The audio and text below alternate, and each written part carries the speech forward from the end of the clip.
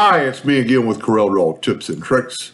And somebody wants to try to reduplicate this monogram of initials with a monogram font, and I actually kind of recognize this font from a font I have. And I just went to DA Fonts and found it again. It's Monogram KK. I'll put a link to this font at the bottom of the page. One thing you need to think about when you're doing a monogram, we're going to do these exact letters.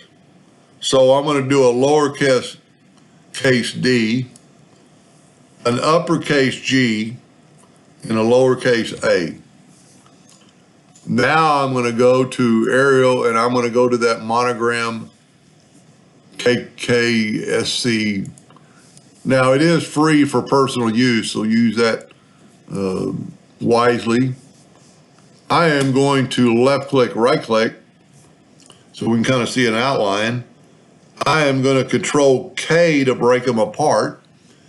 Now I want them on the same plane, so I'm going to hold down I'm going to start moving, hold down the control button. And you could, take this wherever you want to put it. Wherever you think looks good. I'm trying to kind of match up this one. Hold down the control button after you start moving it. And that's probably pretty good. Now convert it all to a curve. And then weld it. Select it all and weld it. And what that did, that got rid of those double lines. Now you could do a lot with this. You could, one thing you could do, you could smart fill it with your smart fill tool and just kind of prove that it's all connected.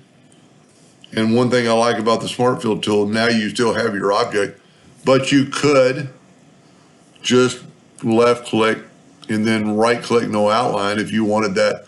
Probably be better to do it in a black. So I'm right clicking, which is your fill, and I have no outline.